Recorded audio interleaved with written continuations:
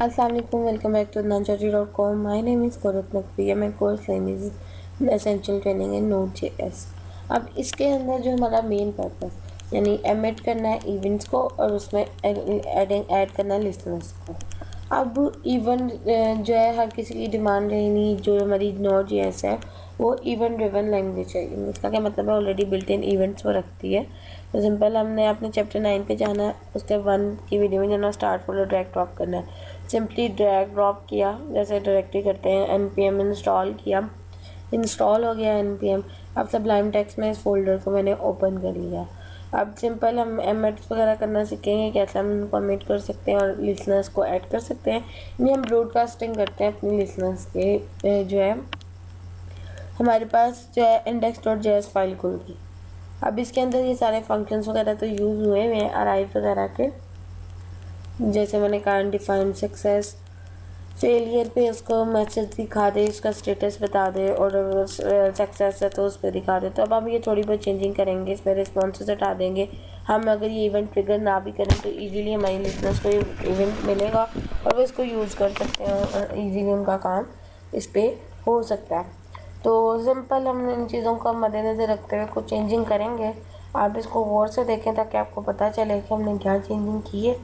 Codes आपको सारे variable हैं स्टार्ट और फाइनल्स के, ये फाइनल के बाद क्या क्या चेंजिंग है, लेकिन मेन पर्पज़ आपको ये है कि आप उसको समझें। अभी तक हमने जितना Node.js का किया है उसको अगर आप देखते हैं तो उन सबको देखने के लिए हमें जो मेन चीज़ें वो रिक्वायर्ड थी, लेकिन अब हम इसमें जो है इस पॉइंट पे हैं कि अब हमें चीज़ें देखते पता चल रही हैं क्या चीज़ है। मैंने एमीटर यूज़ किया है, रिक्वायर का फंक्शन यूज़ किया और एमीटर लिख दिया। और आपको पता है ये कोर मॉड्यूल है हमारा, तो हमें जो है वो उसको करना पड़ेगा। हमने इसके इवेंट एमीटर यूज़ किया है further argument.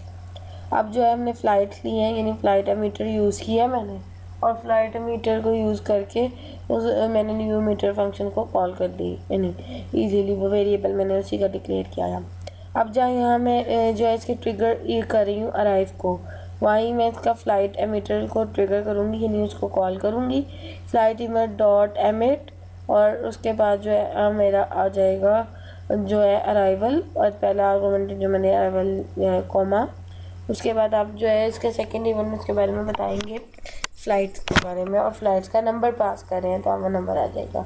Response yes and आपने किया सक्सेस का, क्या सिंपल वो फ्लाइट नंबर में ऐड कर दे, यानी अराइवल नंबर का ऐड करे।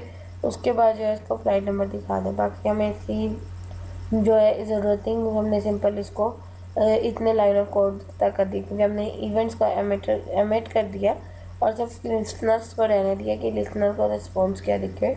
बाकी क्योंकि ये हमारी बिल्ट इन जो है वो रखता है फ्लाइट एमीटर डॉट ऑन, और अराइव का फंक्शन कॉल कर दिया यहाँ हमने सिंपल, जो हमने इतनी लाइन ऑफ कोड दिखा था सिंपल। अब अराइव के फंक्शन को ट्रिगर करना ना हमने, तो अराइव का फंक्शन आ जाएगा आपका अराइवल कोमा और जो है आपका फंक्शन, और उस फंक्शन के अंदर सिर्फ एक पैरामीटर आएगा फ्लाइट, और वो कोड जो हमने कट पेस्ट किया था वो यहाँ आ जाएगा, और द फ्लाइट्स की जगह यहाँ सिंगल ऑब्जेक्ट के तौर पे पास होगा। अरे नहीं पास होगी तो जब फ्लाइट नंबर है उनको हटा के सिर्फ यहाँ फ्लाइट आ जाएगा। जैसे हमने ये चेंजिंग कर ली यानी अपनी, और हमें यहाँ रिस्पॉन्स की भी ज़रूरत नहीं कि 5 नंबर रिस्पॉन्स हमने लाइन ही रिमूव कर दी है, और एल्स वाले पार्ट को जो है उसको कट किया है।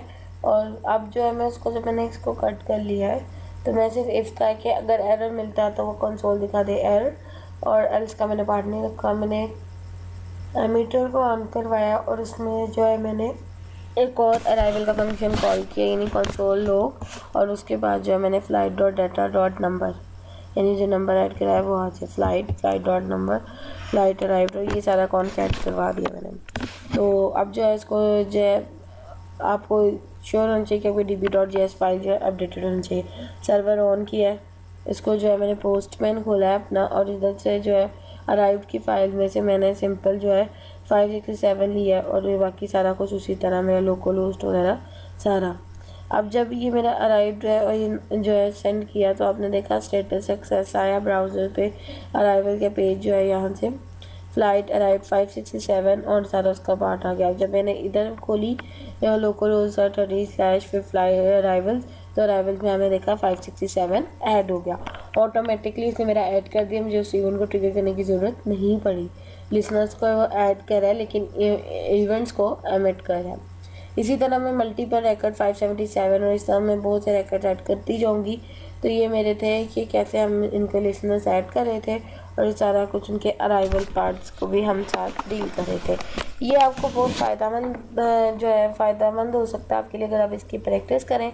रिपल आपके लिए बहुत एडवांटेज रखता है अगर आप लेवरेज कैशिंग वगैरह की बात करते हैं। आप उनको फर्दर अपने वेब स्पीड अप के लिए यूज़ कर सकते हैं। जब हमने रिपल वगैरह ये सारा क्रिएट कर लिया, एमिट कर लिया, इवेंट्स वगैरह लिसनर ऐड कर लिए, हमारा फिर आ जाता है कि जब हमने लार्ज फाइल्स को लोड करना हो मेमोरी में तो वो बहुत टाइम लेता है और फिर हम रीड करते हैं। तो उस उस झंझट से बचने के लिए हम स्ट्रीम करवाते हैं डाटा। अब डाटा स्ट्रीम्स क्या हैं कि हम जो है इजीली फाइल्स को रीड कर लेते हैं विदाउट अभी वो मेमोरी में पूरी लोड भी नहीं होती है, फिर भी वरना हमें वेट करना। चैप्टर 9 में 2 वीडियो में अपने ये जेएसएन फाइल की कॉपी कर लेनी है। सिंपल डेस्कटॉप लिखना और डायरेक्टरी यानी जो है वो आपने ओपन करनी है अपनी जेएसएन फाइल। अब इसमें है क्या, मैंने फाइल सिस्टम के ऑब्जेक्ट्स लिए। FS stand for file system. Core module install करने की ज़रूरत नहीं है, पाथ देने की ज़रूरत नहीं है। क्रिएट रीड स्ट्रीम क्या है, जिस फाइल को रीड करना है ना उसको क्रिएट कर दे, यानी जो फाइल है उसको क्रिएट कर दे।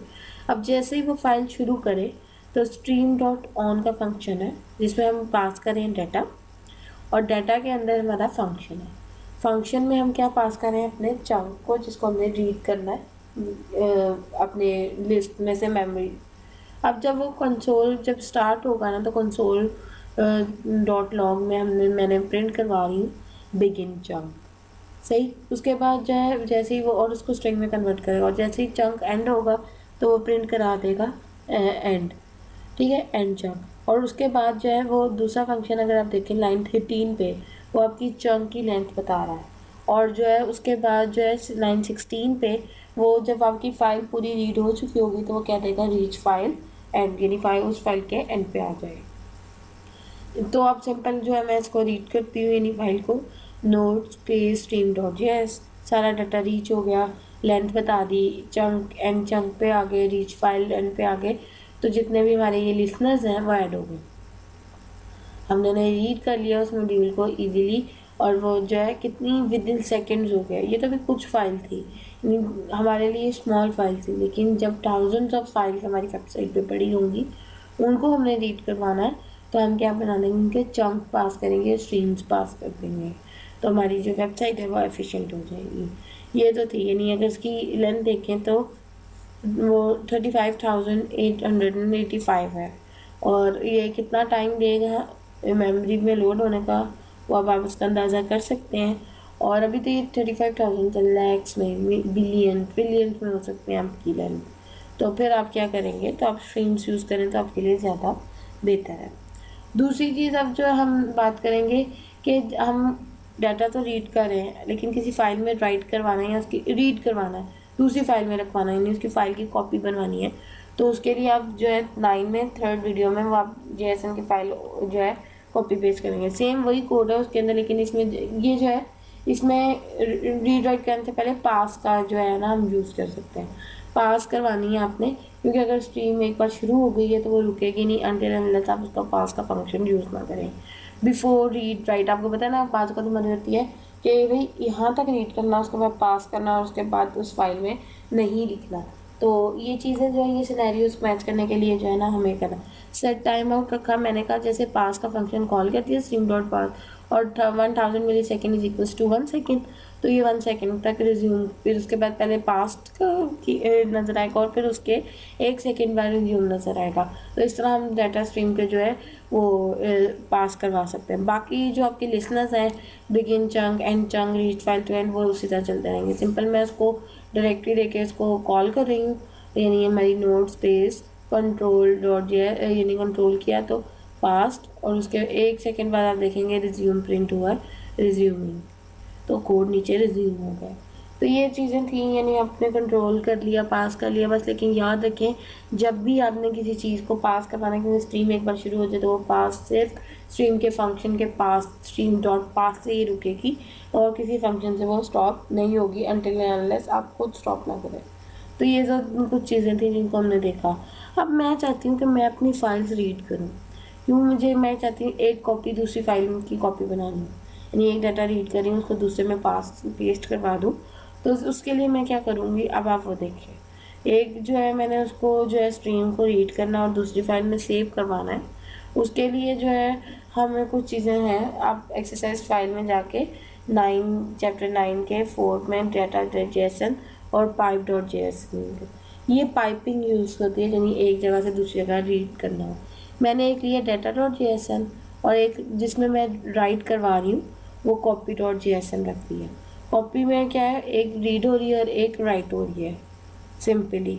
अब जो राइट में कॉपी डॉट जेएसन में करा रही हूँ और जो रीड कर रही हूँ वो डाटा को कर रही हूँ, और मैंने उसको प्रोसेस और std आउट फंक्शन है उसका पूरा, यानी आर्गूमेंट है प्रोसेस का।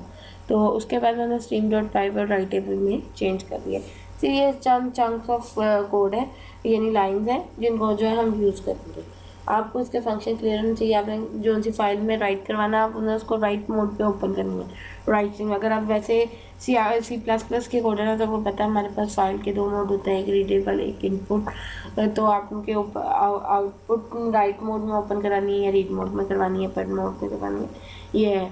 तो सिंपल डेस्कटॉप उसी तरह डायरेक्टरी क्रिएट की, आपने note space pipe dot JS को रन किया।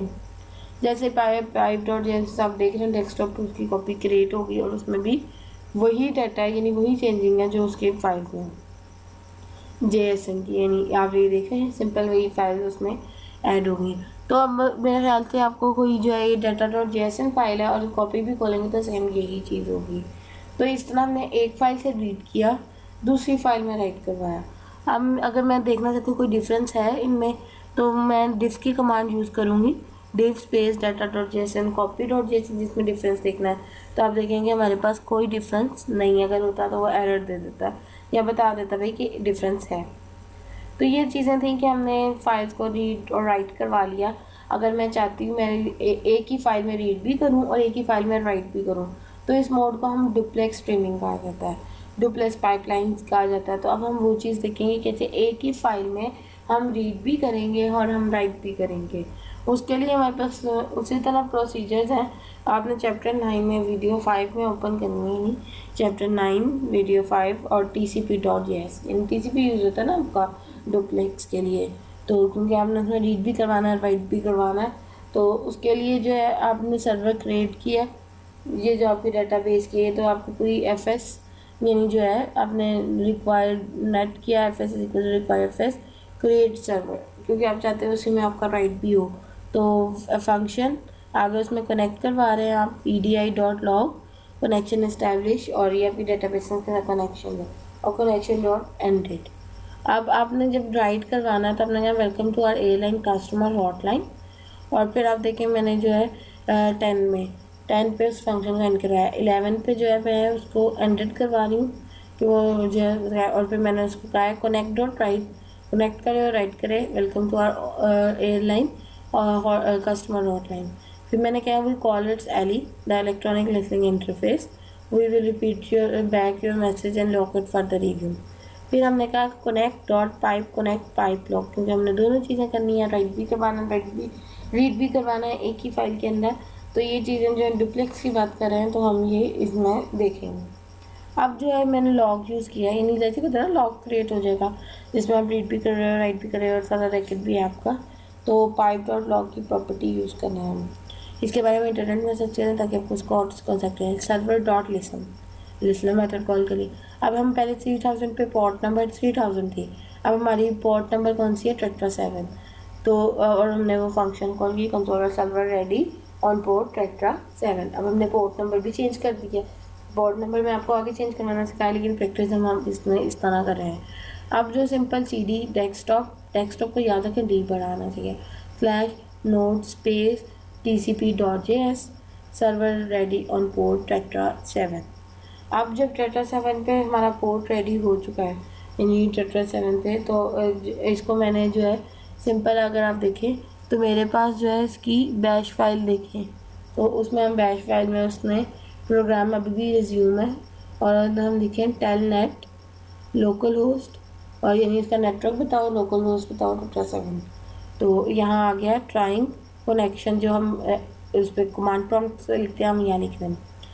escape character is this: welcome to our airline hot customer hotline, we call it Sally, the electronic listening interface, we will, और जो है ये सारा कुछ कनेक्शन एस्टैब्लिश कनेक्शन एंडेड।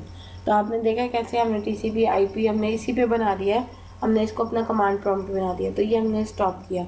ये हमारी थोड़ी सी चेंजिंग थी जो हमने की है। अब हम उसको जो है मैं समलाई में ओपन करूँगी, तो आप देखिए मैंने उसको कहा my flight to Tulsa is delayed. तो उसके अंदर जो मैंने लिखा था, राइट किया था आपके सामने, वो ऑटोमेटिकली इसके अंदर राइट हो गया। तो इस तरह हमने एक ही फाइल में रीड भी किया, राइट भी किया। आई होप आपको कन्फ्यूजन क्लियर हो गई होगी, आप इसकी प्रैक्टिस करें। अब हमारा Node.js जो है कंप्लीट हो चुका है।